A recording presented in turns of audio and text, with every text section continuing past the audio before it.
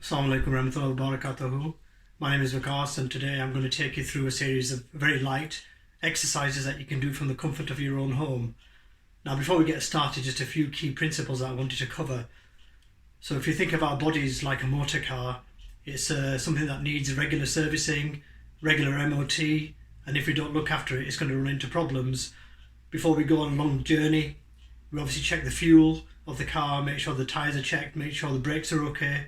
It's the same with our bodies as well. Before we engage in any kind of strenuous activities or exercise, we need to make sure that our body is prepared, has the right fuel, we have the right diet. Otherwise, it's going to leave us very lethargic and tired, lack of energy. So we need to bear these kind of things in mind. Before we actually get started, the key principles I wanted to talk about centre around comfort and centre around control. So when we talk about comfort, before we start any type of activity, we need to make sure that our clothing is comfortable. So today I'm just wearing a t-shirt and elasticated trousers or jogging suit bottoms. So we need to make sure that our mobility isn't restricted in any way to make sure that we get the maximum benefit out of any exercise that we take part in. So that's the very first thing, is to make sure that we are comfortable. Second thing is to make sure that we are exercising where we've got plenty of space. So we need to make sure that we create the right environment, that we are free from any kind of interruptions. So anywhere where you can easily spread your arms out, up above your heads, without bumping into any objects. So make sure that the space is clear within which you're going to be doing the exercises. Thirdly is make sure that you find a suitable time. Some people are morning people, some people kind of come more alive in the afternoon. So pick a time of day when's really best for you, to make sure that you get the maximum benefit from it. So you can do it at 11 o'clock in the morning or 4 o'clock in the afternoon, whatever works for you. And whenever you feel that's actually going to be the quietest moment, when you've got some time to yourself. The last thing I would say is around control.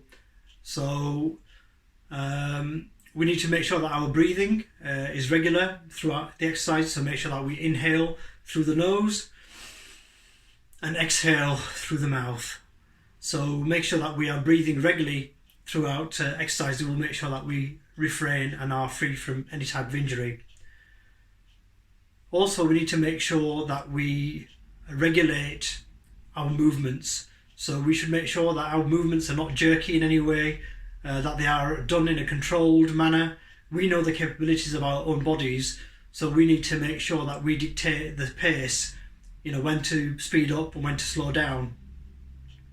Thirdly, briefly mentioned diet.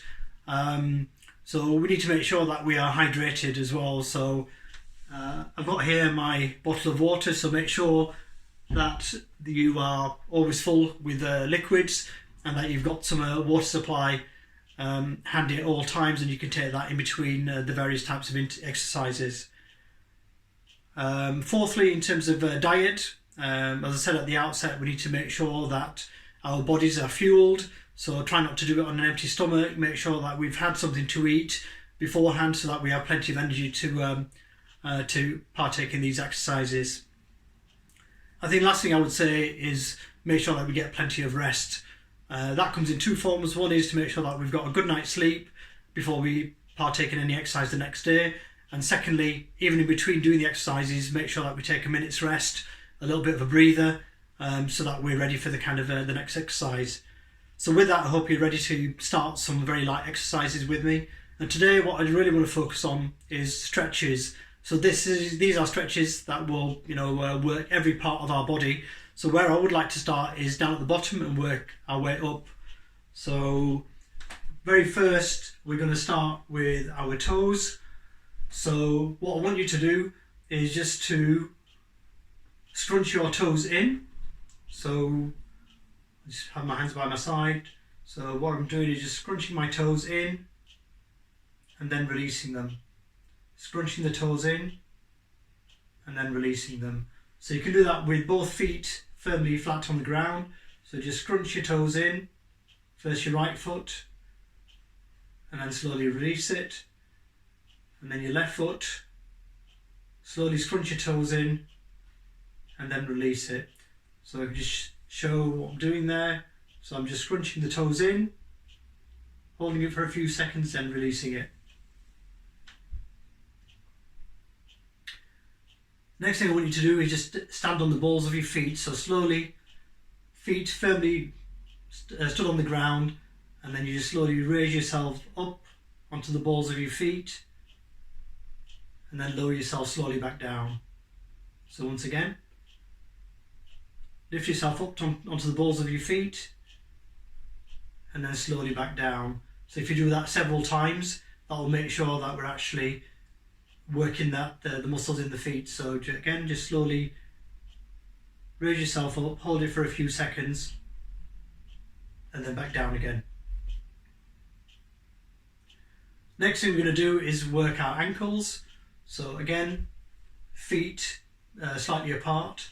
What I want you to do is just lift one leg, and then just in a clockwise motion, just turn your ankle. First your right ankle, and then do it the other way. Your left ankle, the right ankle in the anti-clockwise motion.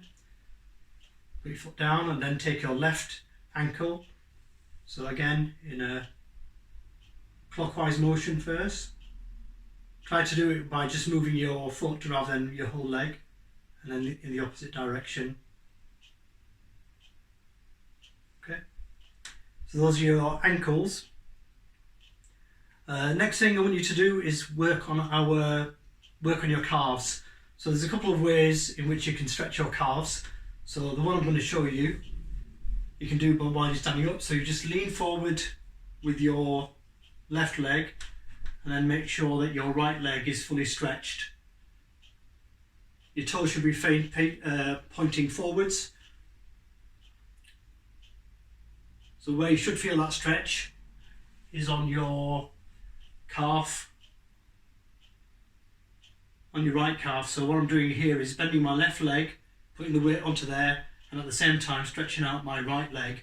So you should feel a pull down this side of the leg, the back of your calf.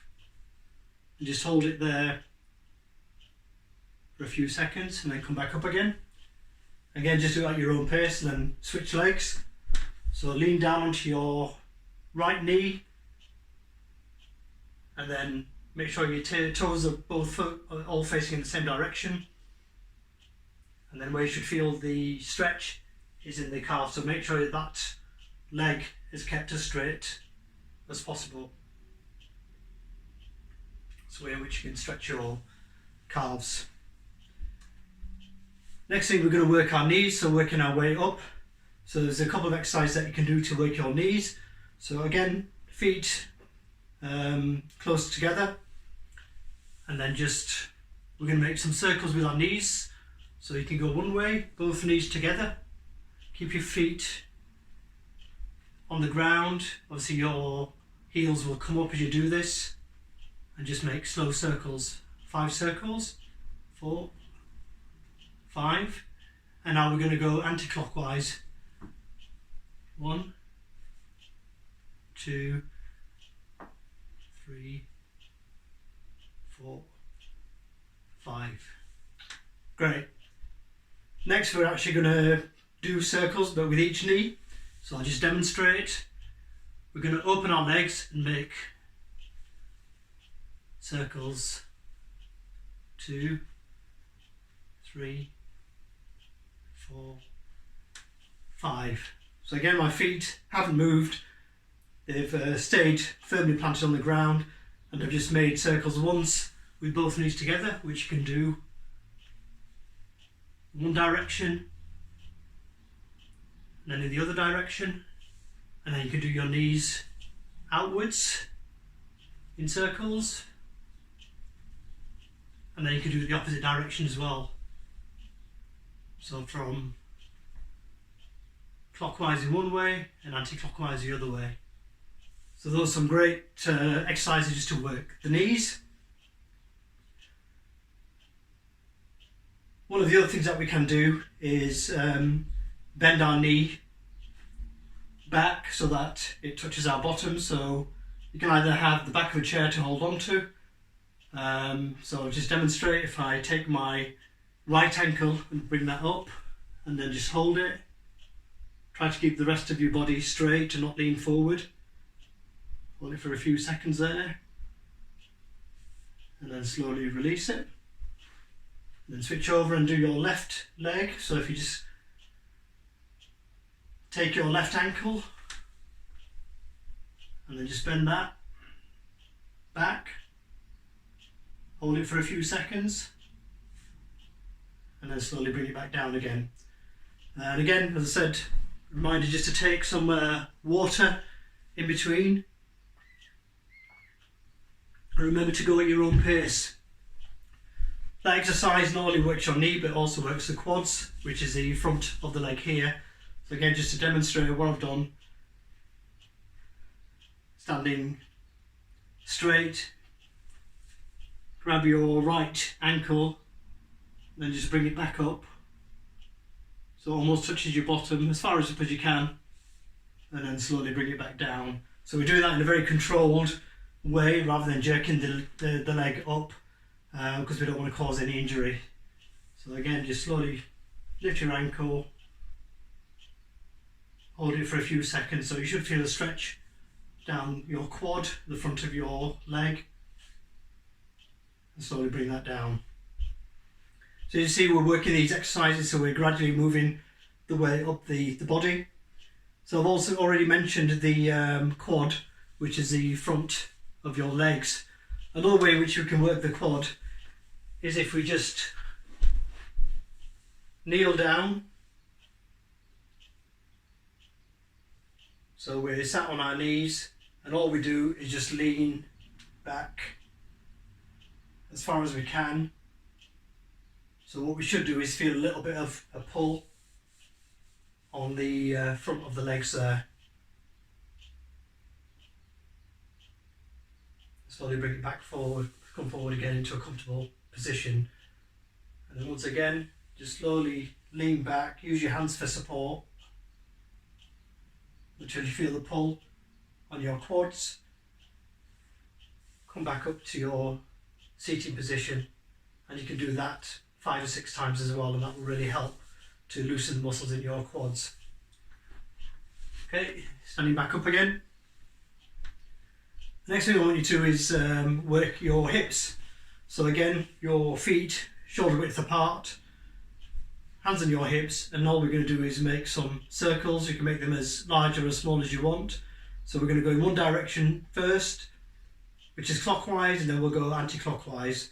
So again, we just lean out, keeping our feet on the ground, and just make circles with our hips.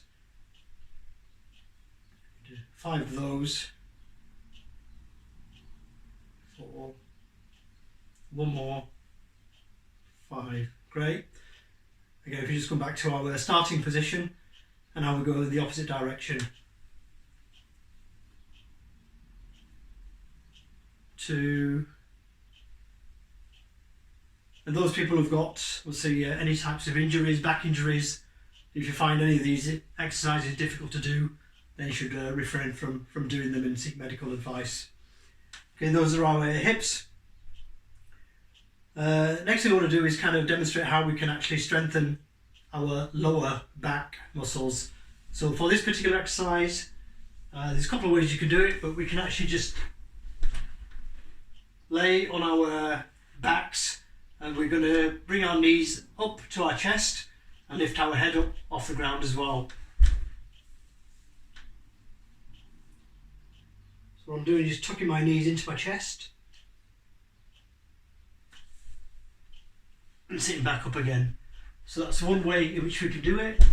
The other way, my legs will go out of shot, but we don't need those, is I'm just going to lay on my front and then just lift myself up, looking up to the sky and bringing the head back down. So what you should do, what you should be able to feel, is a pull in your lower back, just here.